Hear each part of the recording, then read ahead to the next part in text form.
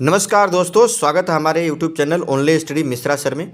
जहां पढ़ रहे हैं यूपीपीएससी एग्ज़ाम जो आर 2023-24 का होने वाला है, उसमें सामान्य हिंदी।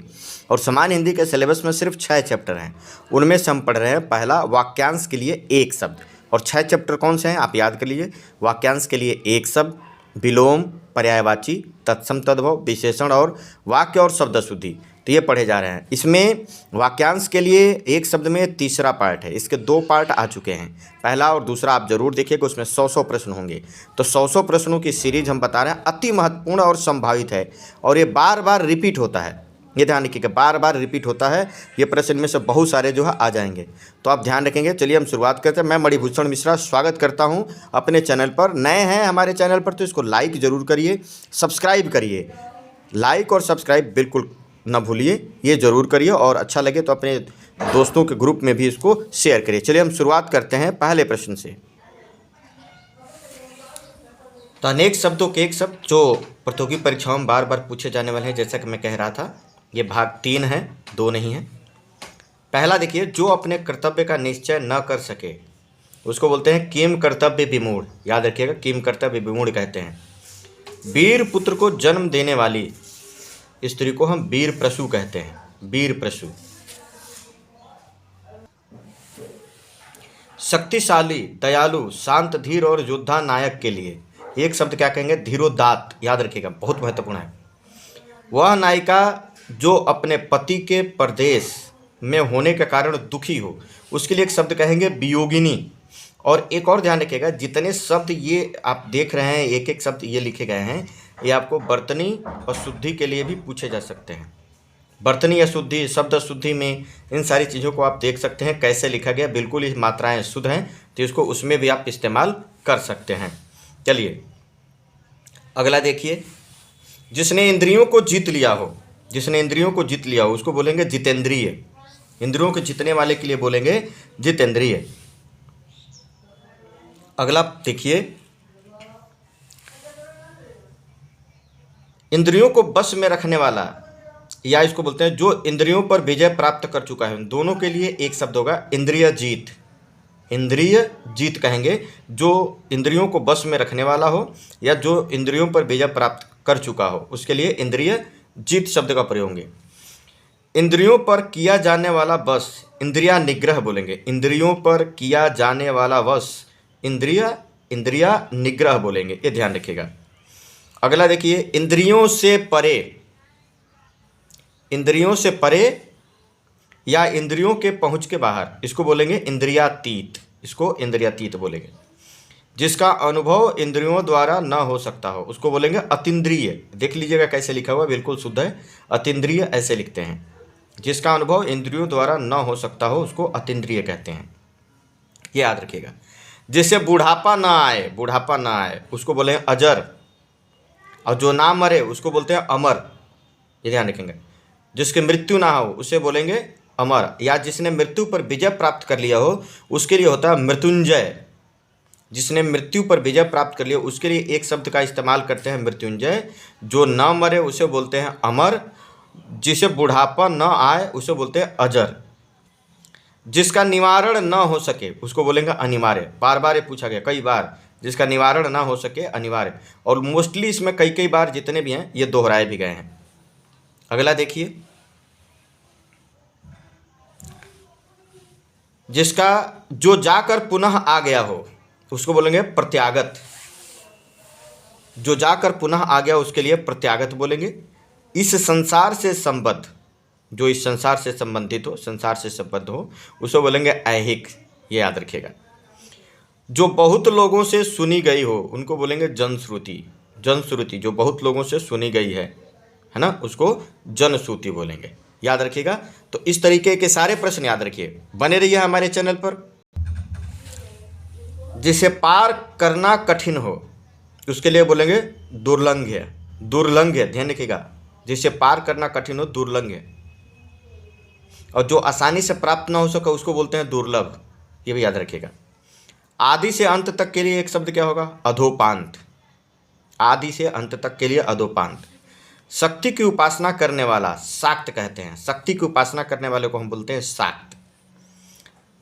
जो शब्दों में व्यक्त न किया जा सके उसके लिए होगा अनिर्वचनीय। अनिर्वचनीय। जिसके प्रति गहरा लगाव हो, अनुरक्त। जिसके प्रति गहरा लगाव हो उसको उसमें उसके लिए एक शब्द होगा अनुरक्त। जिसे रोका ना गया हो उसके लिए एक शब्द होगा अनिरुद्ध। अनिरुद्ध। जिसे रोका ना गया हो उसके लिए अनिरुद्ध। अनुगमन करने वाला के लिए एक शब्द होगा अनुगामी। अनुगमन करने वाले के लिए एक शब्द होगा अनुगामी। जिसे किसी बात का पता न हो उसे बोलेंगे अनभिज्ञ। जिसे किसी बात का पता न हो अनभिज्ञ। और जिसे पता हो उसके लिए होगा भिज्ञ। ये याद रखिएगा। तो इस तरीके के, जिसे किसी बात का पता ना हो। अगला देखिए, बहुत बढ़ा चढ़ाकर कही गई बात। बहुत बढ़ा चढ़ाकर कही गई बात, ठीक है, उसको बोलेंगे अतिशयोक्ति। यहाँ अतिशयोक्ति लिखने में अक्सर गलती होती है। अतिशयोक्ति आधा स नहीं होता है, पूरा स होता है ये वाला। अतिशयोक्ति कहते हैं। बहुत बढ़ा चढ़ाकर कही गई बात को अतिशयोक्ति कहते हैं। जो मीठा बोलता हो उसके लिए मितभाषी। जो मीठा बोलता हो के लिए मितभाषी। 16 कलाओं से युक्त चांद उसको बोलते हैं राका। जो बिना सोचे समझे अनुमान करे उसको अंधानुगामी कहते हैं। जो बिना सोचे समझे अनुमान करे उसे अंधानुगामी। जिसका उत्तर देकर खंडन किया गया हो प्रत्युक्त कहेंगे। जिसका उत्तर देकर खंडन किया गया हो उसके लिए एक शब्द होगा प्रतियुक्त। पक्ष की पहली तिथि है ना, तिथि को दोनों में छोटी की मात्रा रहेगी। पक्ष की पहली तिथि को प्रतिपदा कहते हैं, याद रखिएगा। और 16वीं या 15वीं को अमावस्या। महीने की अंतिम तिथि को बोलते हैं पूर्णिमा। जो हमेशा रहने वाला हो उसको अस्थाई बोलेंगे। जो हमेशा रहने वाला हो उसके लिए हम अस्थाई बोलेंगे।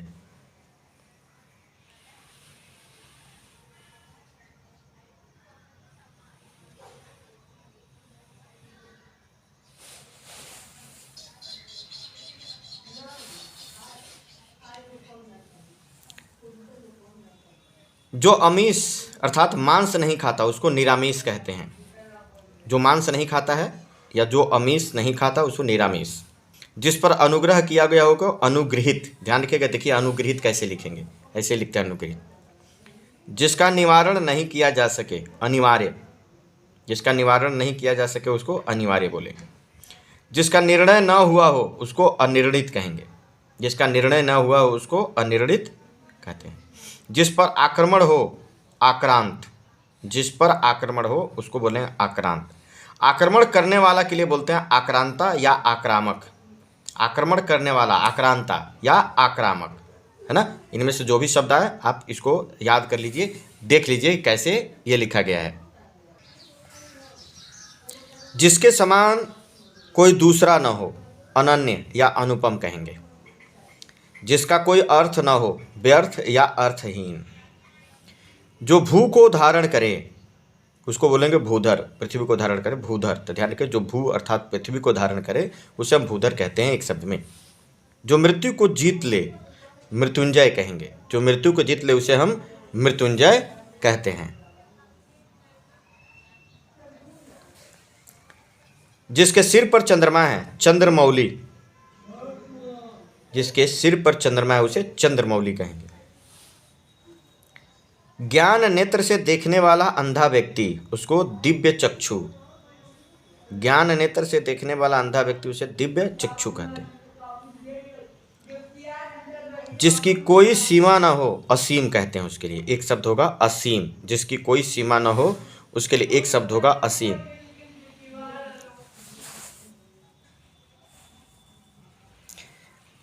जिसे वाणी व्यक्त न कर सके। जिसे वाणी व्यक्त न कर सके उसके लिए अवर्णनीय। अवर्णनीय कहेंगे। मीठा बोलने वाला। मीठा बोलने वाला मिष्ट भाषी, याद रखिएगा। जो कम खर्च करने वाला हो मितव्ययी या कंजूस कहेंगे। जो अभी अभी उत्पन्न हुआ हो उसके लिए बोलेंगे अधः प्रसूत। एक शब्द इसके लिए अधः प्रसूत होगा। वह लड़की जिसका विवाह होने को हो वैवाहिकी। और वह लड़की जिसके जो है ना, वह कन्या या लड़की जिसका विवाह कर देने का वचन दे दिया गया हो उसके लिए वाग्दत्ता कहते हैं। उसके लिए शब्द इस्तेमाल होता है वाग्दत्ता।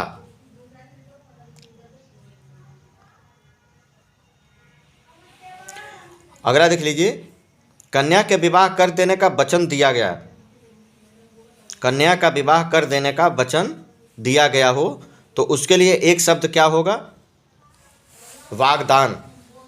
अब यहाँ पर आपको ध्यान क्या देना है, वह लड़की जिसे मना, वह लड़की जिसका विवाह होने को हो उसको वैवाहिकी कहेंगे, वह कन्या या जिस कन्या का विवाह कर देने का वचन दे दिया गया हो उसको वागदत्ता कहेंगे, और कन्या का विवाह कर देने का वचन देने की जो रस्म होती है उसके वागदान बोलते हैं, जैसे आजकल सगाई कहते हैं, वही है वागदान, याद रखिएगा।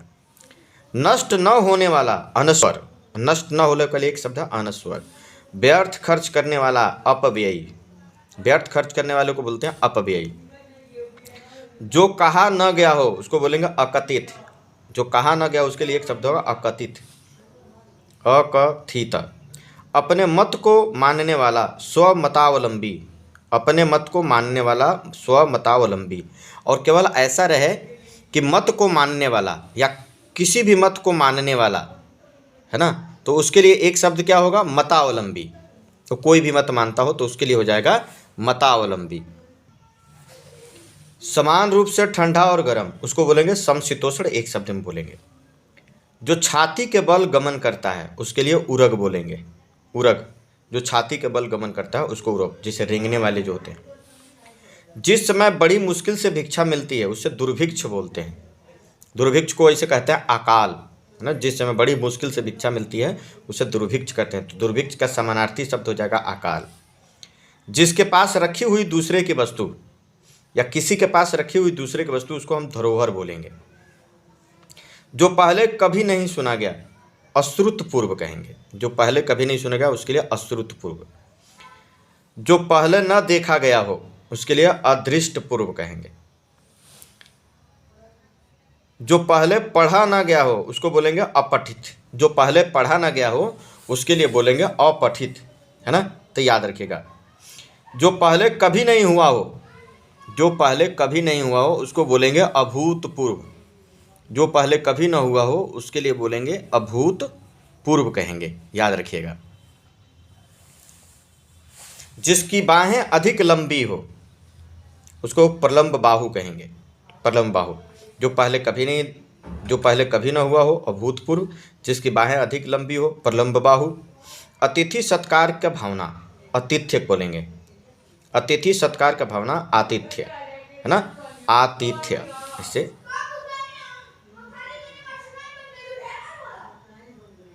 आतिथ्य।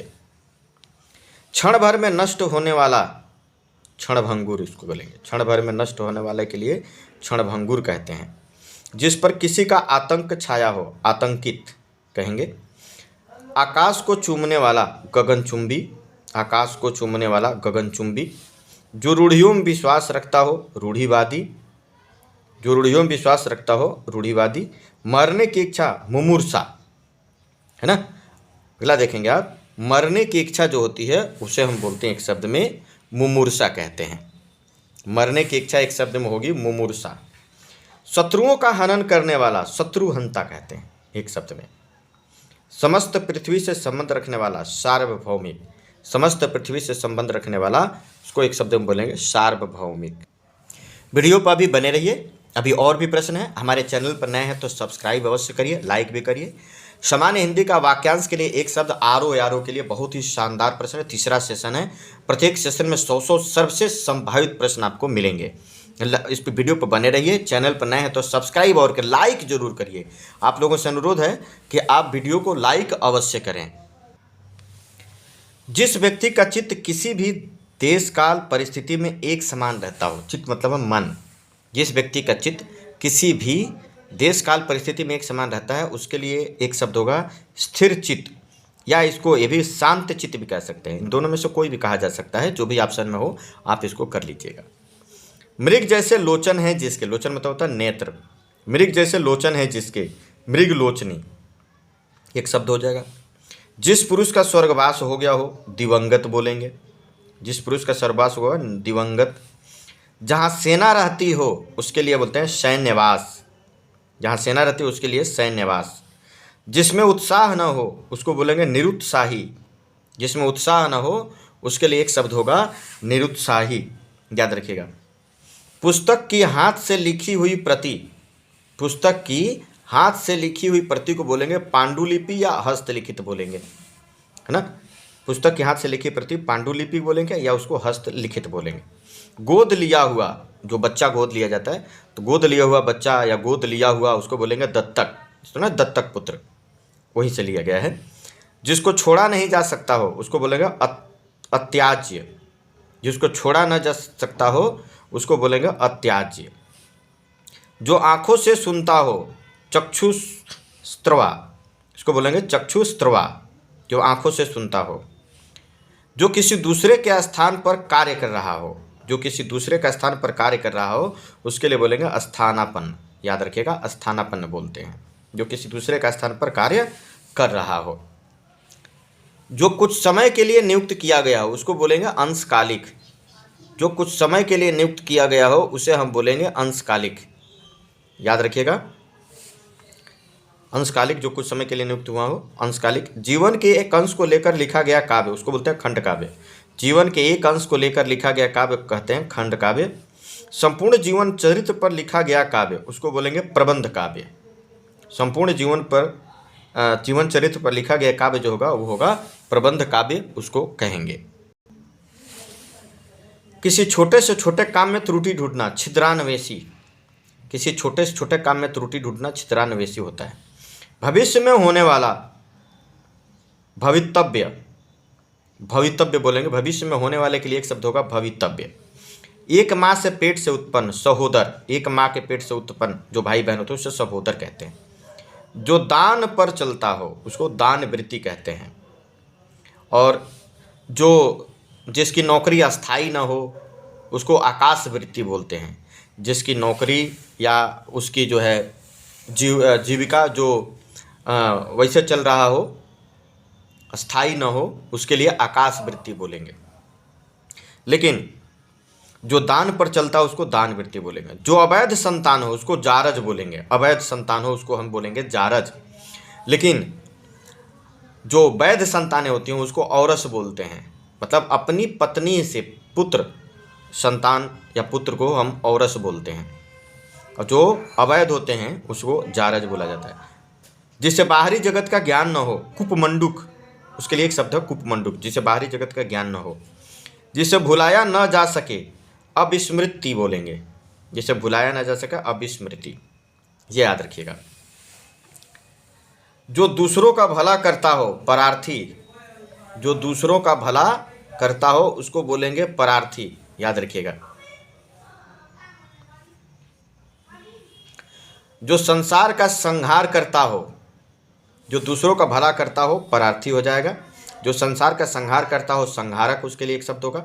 जो वर्णन से परे हो वर्णनातीत, उसके लिए एक शब्द क्या होगा, वर्णनातीत हो जाएगा, ध्यान रखिएगा, वर्णनातीत, जो वर्णन से परे हो। एक दूसरे पर आश्रित होना अन्योन्याश्रित, अन्योन्याश्रित, अन्योन्याश्रित, याद कर लीजिएगा, अन्योन्याश्रित। जो एक दूसरे पर आश्रित होना अन्योन्याश्रित होता है।